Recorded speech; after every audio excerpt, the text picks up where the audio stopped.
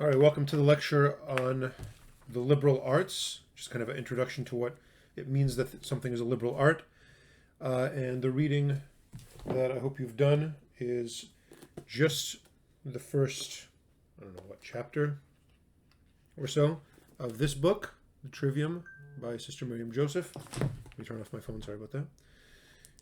And you read also the first, what did I say? The first two parts of Boethius' Consolation of Philosophy. Let's see if I can get this to work. I can do this. There it is. Consolation of Philosophy. This is my edition. I think the newer Oxford edition has a different cover, but the pagination is the same. And there's a PDF of the reading from this on Blackboard, so that you don't have to buy this book. For each day of class, there will be, basically my lectures are organized according to a number of questions, and I basically just work through the questions, and that's what I do for each lecture. And the quizzes and the final exam are drawn from those review questions that you see on Blackboard. So you click around when you find I don't know why I just decided to do exactly seven for each lecture. If you see those 7 questions, the questions on the quizzes and on the final exam will be exactly those questions. Not all of them. I probably to pick, 2 or 3 from each day of class. It'll be those exact questions word for word with some, somewhat tricky options that you would only know if you actually did the reading and studied. So if you want to focus your study efforts on those questions as you're doing the reading, as you're taking notes, that's probably a good way to go about it. And I think they're the more kind of important and relevant questions to focus on as you go through the course. So, the liberal arts, as Sister Miriam Joseph presents them. I hope you like this book. I think it's pretty good. The Trivium book. And if you looked through the readings, like the reading list, the reading due list on the syllabus, I basically used this book as an outline for the first half of the course, because I think she organizes things pretty well. So, what is a liberal art? The word liberal in 21st century America means one thing. In politics in general, in kind of European politics, it means something different, actually, or slightly different. And then it means something totally different when we're talking about the liberal arts. The word liberal in America right now kind of just means a Democrat, politically speaking. In politics, broadly speaking, kind of outside the immediate American context, the word liberal means a political system where freedom is sort of the basic kind of fundamental agreement among the citizens. And so you leave me alone and let me do what I want, and I'll leave you alone and let you do what you want, to the degree that's possible within a community. And I'm not going to get in your business, you don't get into mine. That's sort of like a sort of freedom. So the word liberal in English is related to the Latin word for freedom. And so that kind of community where you just sort of like leave people alone, there's not that many kind of heavily imposed laws. Now, kind of ironically, it's not exactly what you would associate with a liberal political party in America today. In those cases, there's also another distinction called, a leftist. And a leftist is not the same as a liberal. It's an important distinction to make. These are kind of economic distinctions versus social distinctions. All that, put it aside. None of that has anything to do with what the liberal arts are. The liberal arts have to do just with the root meaning that I just mentioned. The liberal arts are the activities that human beings do that are free, that are the activities of a free person. What does that mean? If you go to page 3 of the text, what are the liberal arts? They are divided into 2 portions, the trivium and the quadrivium. The trivium, so the 3-part thing, is logic. Well, I'm going to put it in the order that I think is better. The trivium is grammar, logic, and rhetoric. That's the order that I would put it. She lists logic first. And I get why she's doing it, but I'm going to put grammar first. So grammar, logic, and rhetoric. That's the trivium, the three part. And she says that those three liberal arts have to do with the mind. And then the quadrivium, the four part thing, have to do with matter. What is the quadrivium? It is arithmetic, geometry, astronomy, and music. You probably are not used to putting music with those other ones. You might not even think of putting astronomy and arithmetic and geometry together. But those four are the quadrivium. Those have to do with matter. So there's mind and there's matter. It's kind of a Cartesian point, and I'm not a big fan of that, but don't worry about that. So the trivium and the quadrivium, those seven arts are the liberal arts. The idea is those are the things that you learn just to be a free person, just to be a person that knows how to think freely. You don't do necessarily any one of those out of servitude. You don't do any of those kinds of arts for money necessarily. Now, you could be a logic professor, as I am right now, because part of this course is logic, and I'm getting some money for this, but that's not the reason why to do logic. You do other things just so that you can use them for something else. They have some utility. So if you go to the next page, page 4. So that was number 1. What are the liberal arts? Those 7, the trivium and the quadrivium. How are they divided? They're divided into the trivium and the quadrivium. What distinguishes the liberal arts from utilitarian and fine arts? What are the utilitarian arts? The utilitarian arts are anything that you like: bricklaying, engineering, accounting. These are utilitarian skills that you learn simply to make money. I don't think, I don't know, maybe somebody really just likes balancing checkbooks or something like that, and maybe they would do accounting for fun. So there'll be kind of a pleasure in that. But most of the time, the utilitarian arts, the ones that she's listing here, are carpentry, masonry, plumbing, salesmanship, printing, editing, banking, law, medicine, the care of soul. These are all things, the goal of that activity is something other than the activity. That's really what it's about. When you do plumbing, you might enjoy doing plumbing. And it's a weird fun fact about me. I actually think plumbing is fun. Like, I'm a decent plumber and I actually find it fun to do it.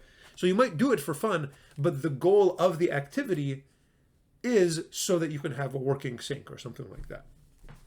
There's some external thing that you get out of doing that activity. Similarly, the fine arts, so those are the utilitarian arts that produce a thing, a craft, a craft that produces a thing. The 7 fine arts, so she's listing exactly 7 fine arts, and she's listing them as architecture, instrumental music, sculpture, painting, literature, drama, and dance. She calls it the drama and the dance. That's weird to me, but whatever. So those are the 7 fine arts. What are the fine? What's it again with the fine arts? Why do you practice architecture? So that you can build a house. Why do you practice instrumental music? So that you can do a performance. That's something other than the activity, and you can make a recording. And I don't know. Again, it's not always about money. Money's a part of it, but it's the idea is you do these activities for something other than the activity. So I will play. I've got a right there. Right there is an octave mandolin. I play it. I'm pretty mediocre, but I play it and I'll make a recording. And so the activity of playing is fun, but it produces something other than the activity itself. Sculpture, again, I bet people that can do sculpture really enjoy it, or at least a lot of them do. But there's a product at the end of it. Painting, you have a painting. Literature, you have a novel or whatever at the end. Drama, you have the performance of the play. Dance, you have the performance of the dance, and you have people watching and the sort of entertainment of those people. These are ends other than the activity itself. At the end of that paragraph, this is the middle of page 4, the essential characteristic of the liberal arts is that they are immanent or intransitive activities. What is an imminent activity? It is something that you do just to do. There is no product that comes of it. Can they be useful? Is logic useful? Sure. It can be very useful when you're talking to people. In fact, we're going to see one of its uses is going to be in rhetoric, but can grammar be useful? Absolutely. You want to write a novel, you have to sort of already know grammar. But these activities are done not to get something out of them. You do them just to do them. And that's what a liberal art. Now, what is it that makes it liberal? Well, the other arts, the fine arts and the utilitarian arts, are servile in the sense that that activity is at the service of the product. You learn violin so that you can play a performance. So what you're doing, your activity, is at the service of the performance. It's for the sake of the performance. That's what makes it servile. There's nothing bad about it, but that activity is not something that you do only for itself. Whereas the idea of the liberal arts is you do them simply because there is joy in doing the activity itself. And there's no real product of it. Now, she makes an interesting distinction here. Music is part of the quadrivium. So music itself, just understanding music itself, and the act of enjoying music is a liberal art, whereas instrumental music, and I think vocal, using the voice as an instrument would count as that as well, that would be a fine art. So music performance is a fine art. Music appreciation, I guess, or just the kind of understanding or contemplation of music would be a liberal art. You do it just to do it. So why are you practicing guitar for 2 hours a day? I mean, it might be fun for some of that time, but it's not fun for all that time. Well, why are you doing it? Well, because I want to be in a band and I want to perform. Okay. Why do you listen to music 2 hours a day? You listen to music for 2 hours a day because you love listening to music. You do it just for the activity. And so on with the other liberal arts. So that is the imminent or intransitive aspect of the liberal arts. That's what distinguishes the liberal arts from the utilitarian and fine arts. In other words, if you can say it in a kind of simple way, the liberal arts are useless and the utilitarian and fine arts are useful. Now, the way that we usually speak is that the word useless is an insult. It's not an insult here. It's useless, and because it's useless, you do it for itself. You don't use it for something else. And something that you do just for itself is actually much more noble. It's better than doing something for the sake of something else. And so, and again, if you kind of come from a more skeptical background, you might want proof for all these things. I don't know if I can prove all of this to you, but I can give you some examples. And it's not exactly, it's a little bit alien to us as 21st century kind of people to say one thing is better than another. We like things to be equal. We don't like saying one thing is more noble than another. However, man, I think most people would prefer sitting and listening to their favorite musical artist. They would prefer doing that to doing plumbing. And so just that being almost universally preferable. Are there some people that maybe just really love plumbing and they really hate me? Sure, that's fine. But I think it's enough to kind of observe. Probably the vast majority of people, you ask them, you want to listen to your favorite song or you want to clean out a toilet? Well, cleaning out a toilet is much more useful. Listening to music is utterly worthless. It's useless. And yet it's better. And the thing that I want to present to for you to think about is that because it's useless, it's better. Because you don't need to do it for any other reason, that's why you choose to do it for itself. And that's a way to understand how one activity can be better than another. So that is what distinguishes liberal arts from utilitarian and fine arts. So her goal for this book and the goal of this class is to introduce you to the liberal arts, and in particular the trivium.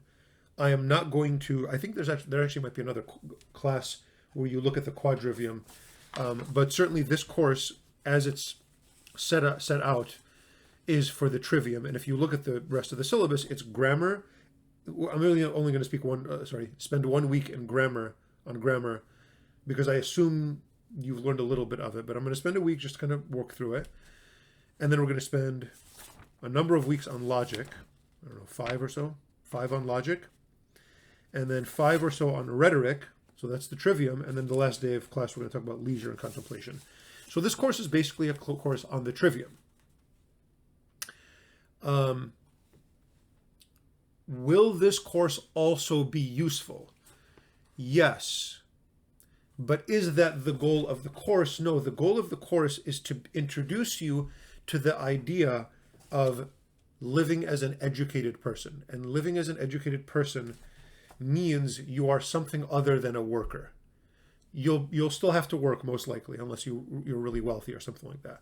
So you'll still have to work, but your life won't be for the sake of work. And to understand what that means, to understand that, no, I exist in order to be thoughtful. I exist in order to enjoy things. And what is it to enjoy an activity that is meant to be enjoyed? These are the kinds of ideas to introduce ourselves to. However, I'm a fairly practical person. I'm a parish priest on top of all the other things that I do. And I do think kind of just working through, people are not going to take you as seriously if you don't know how to write a good sentence. If you want to make a kind of elevator pitch for a business idea that you have, logic's going to be really useful for that. Rhetoric is going to be extremely useful for that. If you want to give a speech, in fact, one of the things I'm going to spend some time on is what's a good way to give a speech, like if you're a groomsman or a bridesman, a maid of honor or something at a wedding. We're going to go through that. And there's good ways to, not every best man speech has to be tedious and awful and cheesy. Not every maid of honor speech has to be just like people just waiting for you to stop talking. No, you can actually make them enjoyable. We're actually going to talk about that. So there will be some utility in the way that I'm approaching these liberal arts.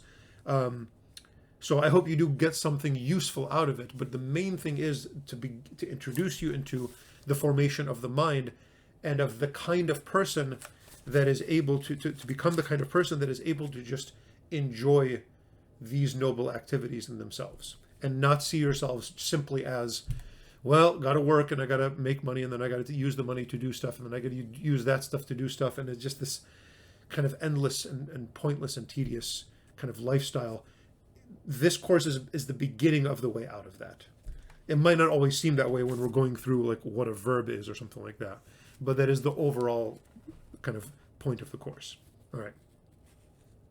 Speaking of which, what is the difference between education and accumulating facts? You might be surprised to hear this. Page 7. This is kind of in the middle of the page. Liberal arts education. Education is the highest of arts, she says, in the sense that it imposes forms, ideas and ideals, not on matter, as do the other arts, for instance, carpentry and sculpture, but on mind. Interesting way to say it. What is it to educate? I don't know if I would use the word impose, but she's using the word impose, whatever. What is it? So she's comparing education to sculpture. What is it when you're sculpting a piece of clay? You're taking some form, let's call it a shape for now, some shape that you have in your mind. Oh, I want to make a sculpture of a cat or something like that. So I've got this idea of a cat, this form of a cat. I'm going to impose it on this clay as I form it. She says that education is similar to that, at least in one way, that you have a form in your mind as the educator, and you're going to impose, her word, that form on somebody else's mind as if that mind is clay. I'm not sure that's the way I would say it. That's a little bit more of it's almost violent, and I don't think education is really a violent kind of activity. You're kind of forcing the clay to take the shape that you want. It's not exactly the way that works with the mind. However, is the analogy, is there some truth to it? Yeah, there's some truth to it. I've got some form in my mind. At some point, hopefully, you have it in your mind. Now, there's a lot of ways that happens. There's a lot of literature on that. Plato and St. Augustine and Thomas Aquinas, a lot of great writers have a lot to say about how that comes about. And there's a lot of good literature on that. But I'm not going to go into it now because it's not really the topic of the course. Anyway, let's keep going. These forms are received by the student, not passively, but through active cooperation. Good. I'm glad she's making that point. Your mind is not just a lump of clay that I'm just going to form. For you to learn what I am teaching, you have to cooperate with what I'm doing. I can't force you to learn something. In true liberal education, as Newman explained, the essential activity of the student is to relate the facts learned into a unified, organic whole, to assimilate them as the body assimilates food. That is the difference, to answer number 3, the difference between education and accumulating facts. Accumulating facts is just memorizing, this thing happened in this year. This is the fact that has to do with, this is how combustion works. This is what a atom is. This is how many protons are in a hydrogen atom. You're just learning facts. And that's fine. There's nothing bad about that. What is education as opposed to memorization or accumulating facts? Education is you take these facts and you relate them into a unified organic whole. You take a single fact and you connect it to other facts. That's education. And she makes the analogy here. The person being educated, is analogous to somebody digesting food. As the body assimilates food, I'm going to take this coffee, that one last drop of coffee was a sort of individual kind of external thing. When I eat it, when I drink it, I am assimilating it into myself. To educate somebody is to teach them how to take these individual facts and to make them part of themselves. To be educated is to change what you are. To learn a fact is you learned a fact. Okay, that's fine. Now you know what year something happened. Okay, cool. You're not really a different person at the end of that. When you are educated, you become a different person. And because you are assimilating these facts into a unified whole, which is really your mind, but you're also seeing how these things all connect in the world that you understand. So I think she's making a nice point here. A learner must use mental hooks and eyes, mental hooks, all right, to join the facts together to form a significant whole. This makes learning easier, more interesting, and much more valuable. I agree with that. I totally agree with that. The accumulation of facts is mere information and is not worthy to be called education, since it burdens the mind and stultifies it instead of developing, enlightening, and perfecting it.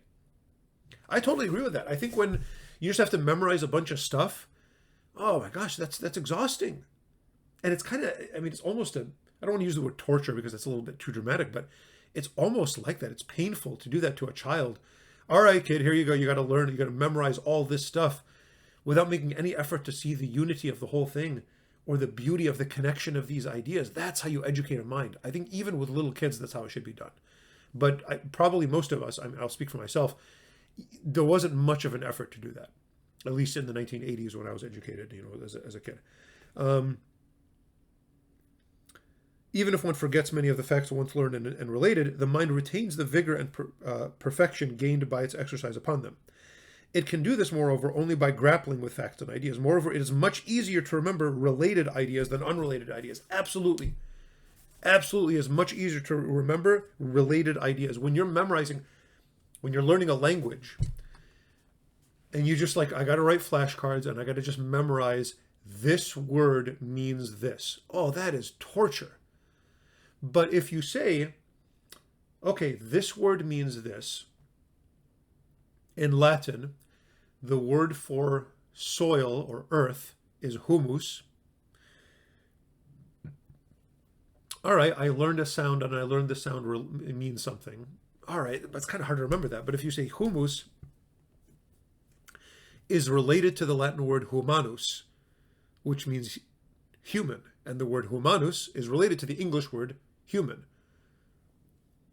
And humans are earthly beings as opposed to the gods, which are heavenly beings. And the humans, even in sort of old Latin, old Roman understanding, are the beings of the earth.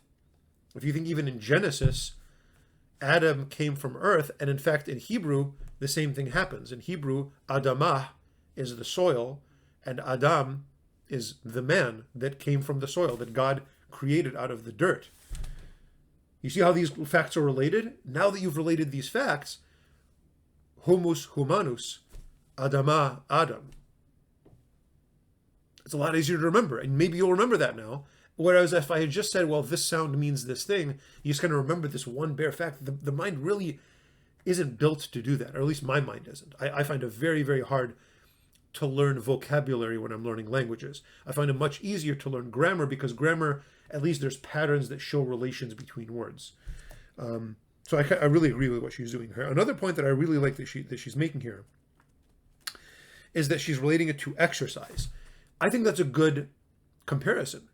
So she's comparing it to nutrition, where you eat something and it becomes part of you. It's also related to what is it to be educated? It's a kind of exercise. So if you go to the gym, gosh, you go and you do a bunch of push-ups. Push-ups are a great exercise, I think. You do a bunch of push-ups. Why do you do a bunch of push-ups? We're going to do stuff in this class. We're going to talk about propositions and how propositions are joined. We're going to talk about syllogisms and how to make these logical arguments in a very formal way. Will you ever have to do that for the rest of your life? No, absolutely not. Probably none of you are ever going to have to write a syllogism after this class. Well, why am I making you do it when you're never going to need to do it in your life? Are you ever going to need to lay on the ground face down and push yourself off the ground 20 times? Are you ever going to need to do that in your life? Absolutely not. I don't know. I can't even imagine a scenario where you need to do that. You'll never need to do that. But why do you do push-ups? Because they make you stronger. Why are we going to be talking about the validity of syllogisms? Because it makes your mind stronger. It's exercise. And so that's another way to think about education. The main thing I want you to remember from number 3, though, is the difference between education and accumulating facts is education has to do with a unified whole, whereas accumulating facts is each individual thing kind of separately.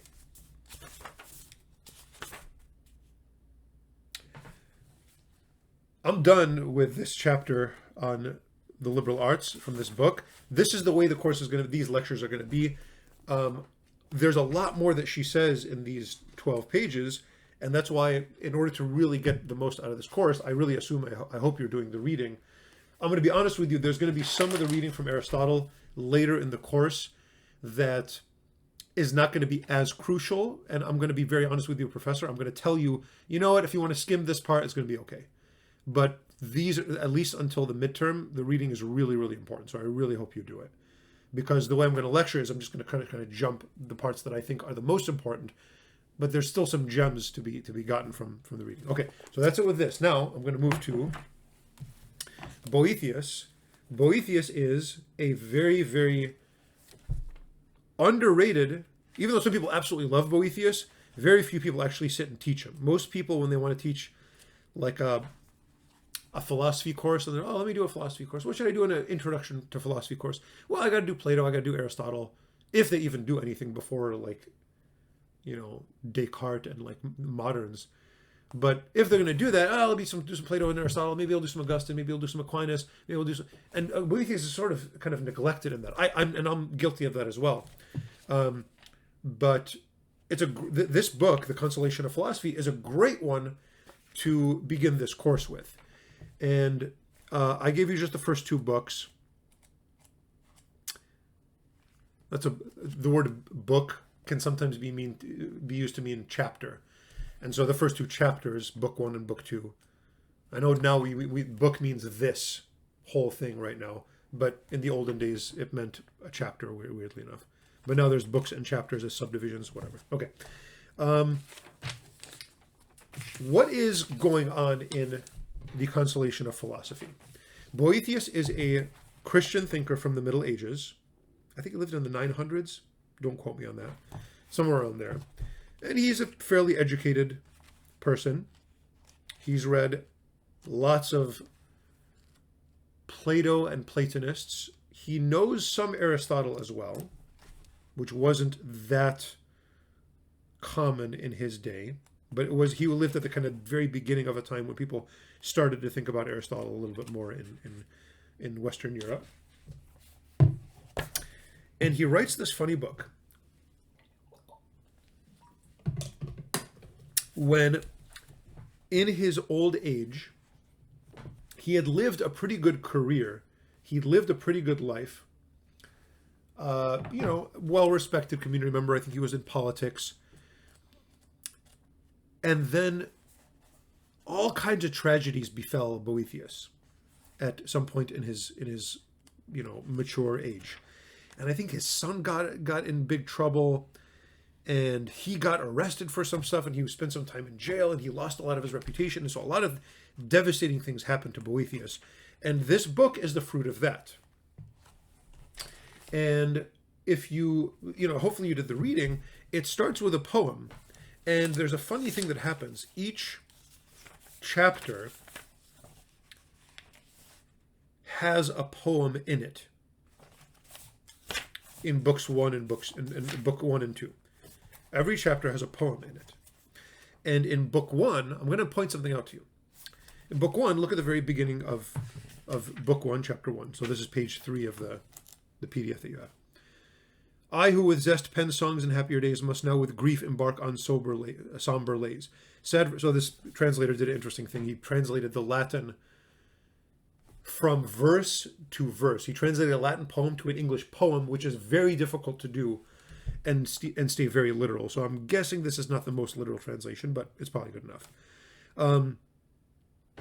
But the first poem of chapter 1 is Boethius, the narrator of this book, writing a poem of complaint.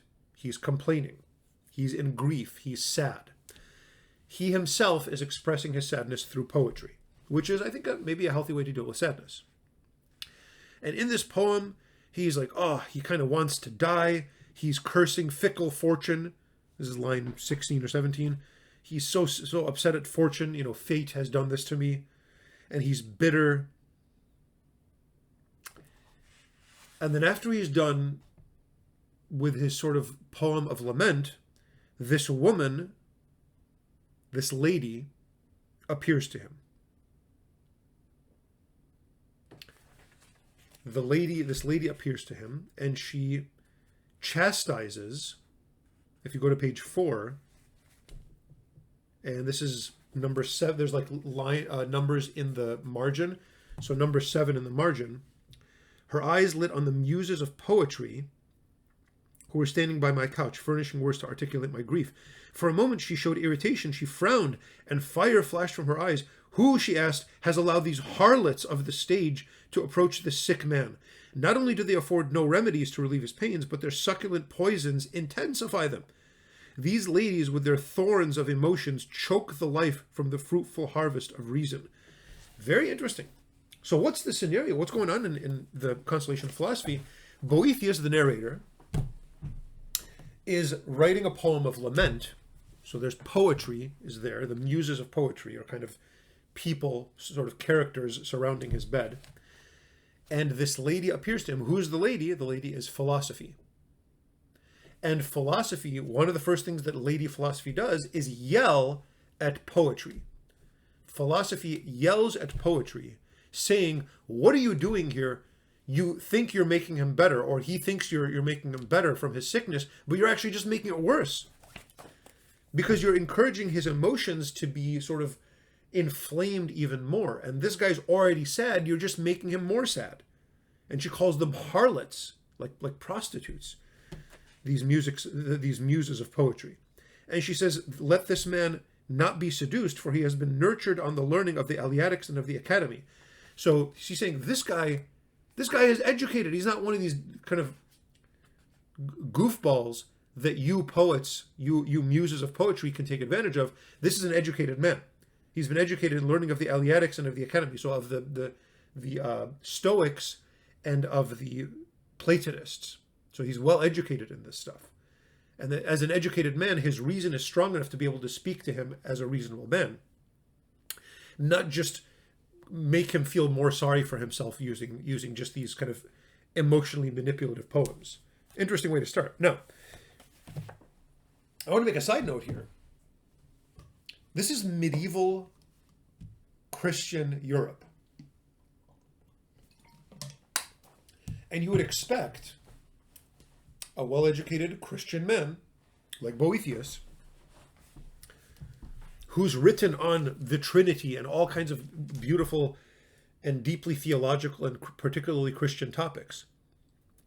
You would expect Boethius, imagine whatever, name a saint, Saint Francis of Assisi or something like that. And he's sad and he's upset and he's writing a poem, now in my sadness and my darkness and my misfortune, who is it that appears to me to comfort me?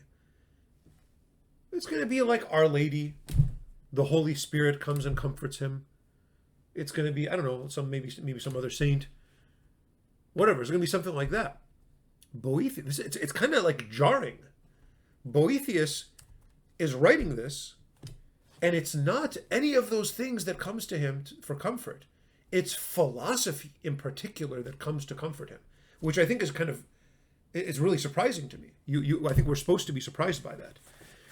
So let's look at these questions. I've kind of introduced the book. What is the disease Boethius has at the beginning of the Consolation? It's not actually clear at the beginning. But go to chapter 2, so this is page 5, after the poem. However, she added, this is no time for complaints, but for healing. So I think, and actually, let's just jump real quick. Go to page 17. I want to make the case a little bit better textually. Page 17,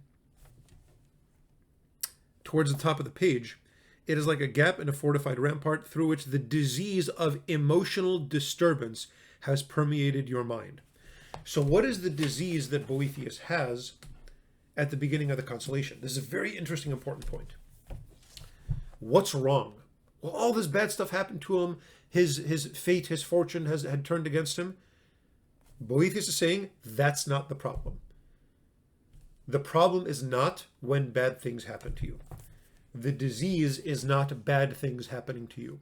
The disease is complaining. Feeling sorry for yourself is the problem, not misfortune. So what is the disease? The disease is complaining and murmuring and whining and feeling sorry for yourself. And what is the group that's encouraging that? The muses of poetry. What is it that is consoling him, that's truly going to make him truly feel better? Philosophy. Why philosophy? Because philosophy is an exercise of the mind, not a giving in to the emotions. However, look at the beginning of chapter 2 on page 5.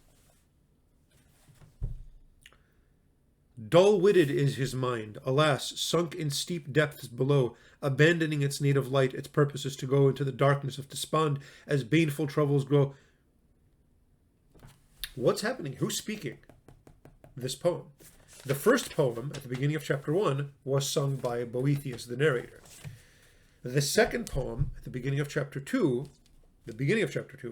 is sung by philosophy. So by philosophy, he doesn't mean bland Aristotle. Why do you feel bad? If you feel bad, if you're having a bad day, you should go read Aristotle's Prior Analytics. And that'll make you feel, it will absolutely not make you feel better. If anything, it'll make you a lot more depressed. That is a very difficult book. Well, what's he saying then? Well, philosophy is not just here's some plain arguments and here's some syllogisms and here's the premises and a conclusion and you do that. I mean, it might make you feel better. I don't know. But philosophy in general as a way of life does not exclude poetry. Lady Philosophy sings a poem to him. And so what Boethius is doing is a very intricate point in Plato and in some other philosophers. He takes it for granted. There is the kind of poetry, there's the muses of poetry that just inflame your emotions. They just make you feel sadder and sadder, or worse and worse, or more and more intense things. But there's also a kind of philosophical poetry that uses emotions to bring you to the truth, not just to make you feel more and more, but it takes your emotions and it kind of philosophizes them. It makes them thoughtful. And so lady philosophy is making use of poetry. And so to live a philosophical life doesn't mean you just sit around and do math all day, or you just sit around and do syllogisms all day. No, it doesn't mean to become a robot. It means to make use of your emotions at the service of a thoughtful life. It's to feel, but to feel in a thoughtful way.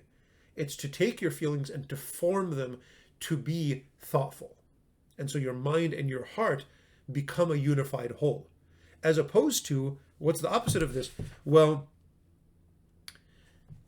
if you sit there, I mean, gosh, sometimes self-pity, actually most of the time, self-pity becomes really unreasonable. And the people that are just sitting there and mourning, oh, I can't believe this happened to me. Oh man, I've heard some people complain as a priest. Whew, it gets ridiculous. And it's like, dude, you really think nothing bad happens to anybody but you? And that's what seems to kind of be in their mind. It's like, grow up. And that's really Lady Philosophy's job. She's not going to be as harsh as what I just said of like, get out of the... No, what is she doing? She's singing to him poetry. However, her song is a little bit mean. Dull-witted is his mind, alas. He's just kind of singing their figure. But it's still a song. It's still kind of comforting. So, what is the disease Boethius has at the beginning of the Consolation? It's self-pity and complaining. Who is the physician that comes to cure Boethius? Philosophy. Why philosophy? Why not Our Lady? Why not St. Francis of Assisi? Why not the Holy Spirit? Because in particular for this disease, for the disease of complaint and self-pity, you need to wake up the mind to open its eyes and realize several things that we're going to go through. But among them, well, life kind of sucks for everybody, man. And feeling sorry for yourself is not going to help anything. And to open your eyes and look at the world around, and fate, yeah, you know, if you're going to rely on fate, your life is going to be miserable at some point. Because the fate sometimes is going to be, you know, sometimes you're going to be fortunate, sometimes you're going to be misfortunate. And if you bank your happiness on whether you're making good money and you have a good reputation and all these things that can change just like that, you're asking for trouble. And so philosophy is the thing that kind of opens your eyes to see the truth of this aspect of reality, and to kind of make a conclusion, all right, maybe there's another way to be happy. Maybe there's some other foundation for happiness besides fortune and misfortune. So really, I think there's a point here. It is philosophy's job to do that. All right. And not necessarily religion. Not that everybody needs philosophy, and there's ways through religion to get to the same conclusion. I mean, for example, the wisdom books of the Bible, they're kind of philosophy books in some way. And they kind of come to the same conclusions as this. Anyway, that's a whole other conversation that not really in the scope of this class. All right. Well, who is the physician that comes to cure Boethius? Philosophy. What is the cause of sadness according to philosophy? Go to page 17 again. I'd like these lectures to be about an hour, between 45 minutes and an hour, so hopefully I can do that today. What is the cause of sadness according to philosophy? The cause of sadness, go to page 18, sorry. Top of page 18. It is not yet time for stronger remedies, as all know it is the nature of the human mind, once it dispenses with true beliefs, to adopt false ones, from which there develops a cloud of emotional disturbance which distorts the true vision previously held. So I shall try for a little while to break up this cloud with gentle and limited remedies, so that once the darkness of deceiving emotions is dispersed, you can acknowledge the brightness of the true light. What is the cause of sadness according to philosophy, Lady Philosophy? False beliefs. To believe something untrue is the cause of sadness. Now, Lady Philosophy is going to work through several false beliefs and how they directly cause sadness. But a long story short is, if you believe that you can't be happy unless everybody likes you, yeah, you're going to be really sad because somebody out there is going to dislike you. And if one person disliking you is going to make you sad, you're going to be sad all the time because there's no way you can make everybody happy. If you think money, if you think you're happy, and if you believe this false belief that just having a bunch of money is going to make you happy, I know some rich people. I know some very rich people, and they are no happier than some of the poorest people that I know. Now, Is there some level of money that you sort of need to have to be kind of happy in a worldly sense? Absolutely. But you don't really need that much. You don't need to be like Kardashian level, and you don't need to have that much stuff. You need security and, like a place to live and food and stuff like that. And you need to be fairly secure in those things, but that's kind of it. You don't need a mansion. And the people with mansions are not much happier than the people that have a decent apartment, and that's it. And again, this is a false belief, because if you think, oh, the more money I have, the happier I'll be, you're going to waste all your time just trying to make millions and millions of bucks, and at no point are you ever actually going to be happy. And that false belief is going to make you sad. And so on and so on and so on. So that's, and now how do you get out of false beliefs? Yet again, it's Lady Philosophy that's going to come to our rescue. What are the stages of Boethius's gradual cure? This is a very brilliant and subtle thing that happens in this book. Now, let me point something out. Go to page. Let me see where this happens.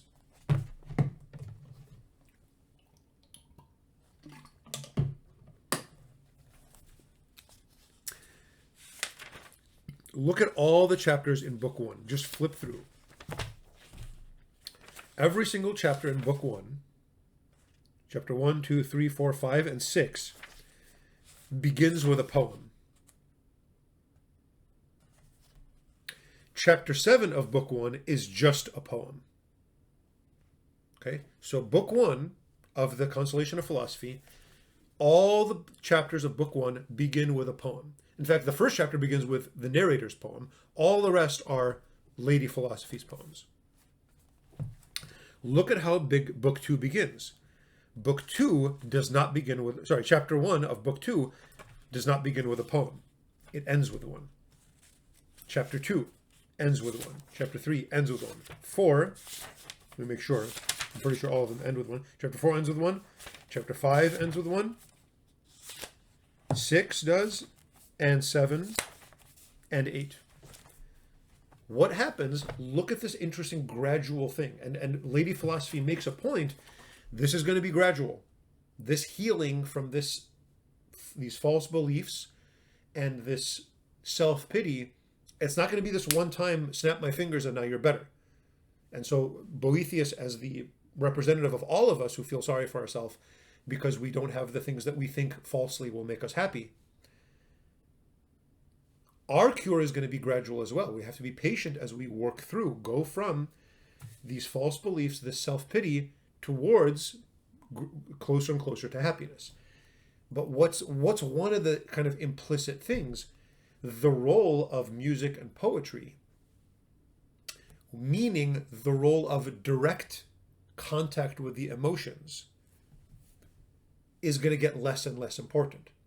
In book 1, when somebody's really just mourning and actually sad, I'm not talking about, self-pity means it's not really going to help at all. No, however, you lose a loved one, you do need to validly mourn. That's not self-pity. That's just being sad about something that's sad. That's fine. You got to cry that out. Eventually, though, you cry, and then what do you do to comfort somebody else or yourself in those moments? You make them feel better. It's really just an emotional issue. And so you give them a hug. You put on a song that makes you feel, helps you cry it out maybe. That's a really important thing. However, as that mourning process develops, that direct emotional thing gets less and less important. And it's less about, at the beginning, it's really like, and this is like, I'm speaking from experience. When somebody's just lost a loved one, it's just a death that was just really tragic and sad, and it happened that day or the day before that or something like that, or a week before even, they don't need to do theology, dude. You do not need to go to that person and like, all right, let's start to parse why God would allow this. What are you talking about? Like, who's doing theology when they're sad? Give them a hug and like shut your mouth. The book of Job really shows that. If you go to the book of Job, he lost all this stuff. His friends, when they came to comfort him, they didn't say a word for 7 days. They just sat with him and were just sad. And that's the smartest thing they did. Once they opened their mouth, they just said a bunch of dumb stuff. It's not always about talking. just being with somebody and just kind of comforting. So Lady Philosophy does that. She sings him a song at the beginning. However, gradually, man, I don't really need a hug right now. I just want to kind of like think of a better way. I want to find a better way to think about life. So on page 19, beginning of book 2, she's diagnosed him. Beginning of, chapter 1, beginning of book 2. She fell silent for a little while, and her quiet reticence riveted my attention. Then she resumed her discourse. If I have fully grasped the causes and the nature of your sickness, you're wasting away because you're yearning and pining for your earlier fortune. So you used to be rich and famous and whatever, and now you're longing for that. That's why you're wasting away. The interpretation which you have put on your changed circumstances has corrupted your mental faculties. I well know the manifold deceits of that monstrous lady, Fortune. So the main false belief is that happiness and fortune go together.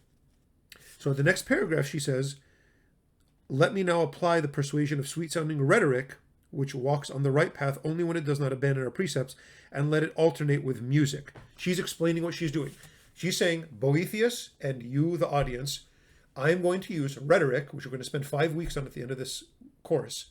I'm going to use rhetoric, the art of persuasion, and I'm going to use music, alternate between rhetoric and music, to heal you of these false beliefs and of this self-pity. Rhetoric, which is the art of using words to persuade somebody, and music, which is a direct appeal to emotion, and that's exactly what she does. There's her conversation, and then her song at every chapter. Then a conversation and a song, and a conversation and a song. Okay? So that's how she does it. Now, what are these gradual steps? What are the stages of Boethius' gradual cure? Page 23. Let's look at this first step. Chapter 3, page 23, second paragraph. Then I said, true, these are plausible arguments, thickly smeared as they are with the sweet honey of rhetoric and music. They afford momentary pleasure as we listen to them. But when people are unhappy, awareness of their misery runs deeper. So once these words cease to echo in our hearts, the grief implanted in our hearts outweighs them. I grant, she rejoined, the fact is that as yet, such words are no cure for your sickness.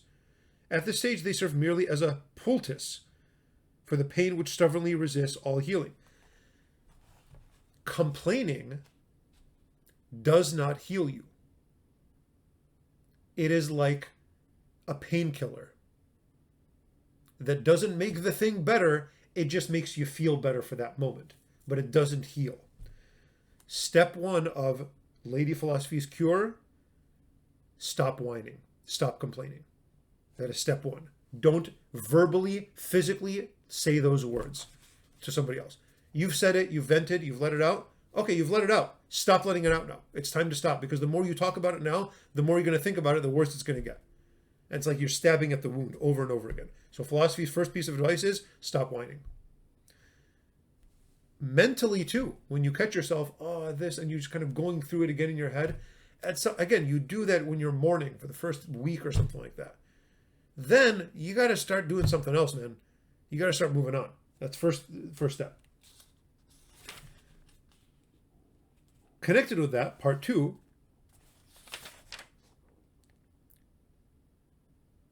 you should not count yourself as wretched. Actually, just later, page 23, bottom paragraph. You should not count yourself as wretched, or have you forgotten the number and extent of your blessings? Past blessings. Go to the next page. What I dwell with pleasure on is that crowning moment of happiness which was uniquely yours. I refer to the day when you saw your 2 sons convey. You know what the second piece of advice is?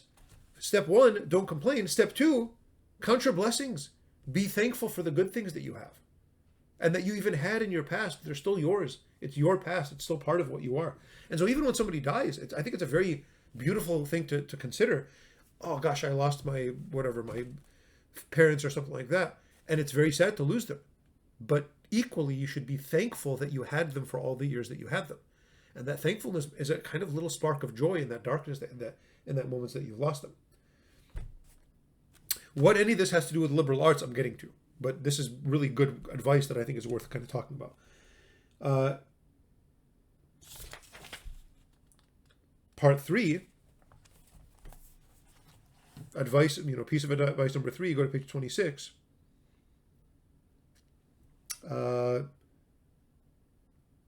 Last paragraph on page 26. We've made some progress, he observed, if you are no longer wholly disgusted with your present lot.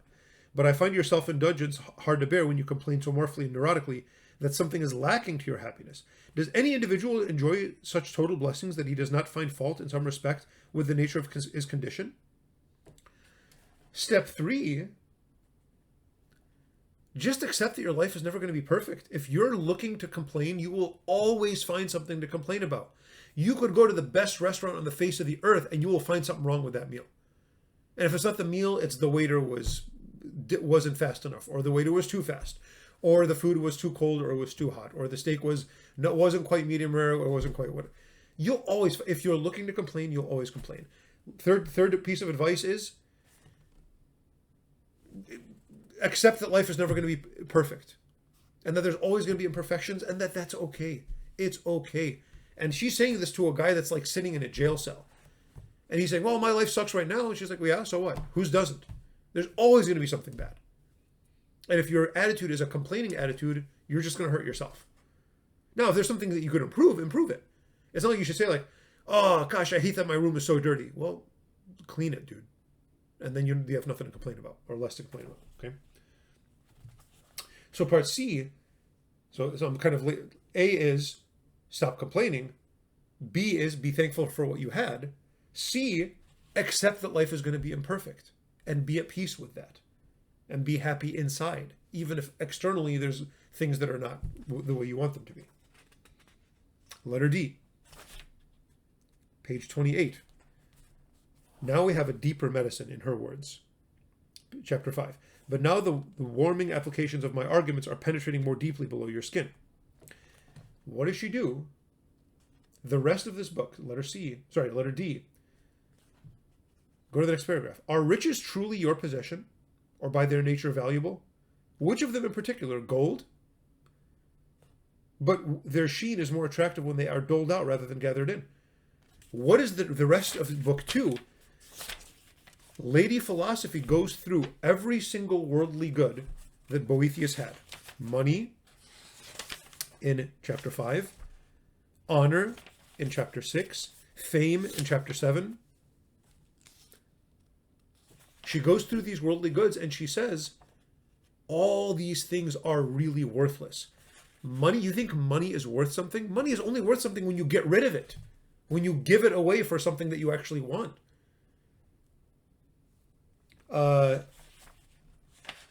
Honor, positions of honor and power, you could lose that in a second, especially right now, like when you can get canceled for, kind of having the wrong opinion on something. You're going to bank your happiness on that. Fame, you want to be famous? You think famous people are happy? I think it's miserable to be a famous person. Everywhere you go, there are people chasing around. So you're like sad that you don't have these things that don't make you happy. And so that's that next step is understand the worthlessness of these worldly things. And in fact, the kind of punchline of all of this, of book 2, is on page 38. So chapter 8, so page 37 at the bottom, Lady Philosophy makes this really surprising point. My opinion is about 3 lines from the bottom. My opinion, in fact, is that adverse fortune benefits people more than good. She's saying when bad things happen to you, that's better for you than when good things happen to you. Shocking, right? Weird, right? For whereas when good fortune seems to fawn on us, she invariably deceives us with the appearance of happiness. Good luck is kind of a liar. That, look, all these great things happen, and it's kind of deceiving you that this is going to make you happy. Whereas bad luck is always truthful and shows her mutability, that she is inconstant. The first deceives, the second instructs. Good luck lies to you. Bad luck teaches you. I love that. I think it's such a wise piece of advice. Now, how do you bring this all together? These are nice pieces of 1, 2, 3, the stages of Boethius' gradual cure, as I've gone through. What is the goal of this gradual cure? It's the same as the goal of learning the liberal arts. Freedom. The liberal arts are freeing. And when you learn the liberal arts and kind of allow yourself to be educated by them, you are no longer chained to this kind of slavery that I have to be rich, I have to be famous, I have to be honored, I have to be liked, I have to have good fortune, I have to have everybody has to be safe all the time. No, you kind of accept my happiness is internal. And if my soul is formed in the correct and kind of good and virtuous way, that there's very little that anything outside me can do that can take that away. And when I have that, oh my gosh, is that freedom. You walk around, you are the king of the world if your happiness is inside you. And the liberal arts are exactly the first steps towards getting to that. And so that's the first day of class, just exactly at an hour. I hope you liked it. The questions are there. Make sure I didn't miss anything. Yeah, that's about it. Next class on grammar won't be quite as interesting as today's class, but we'll get through it, and hopefully there's ways to make it interesting. All right, see you then.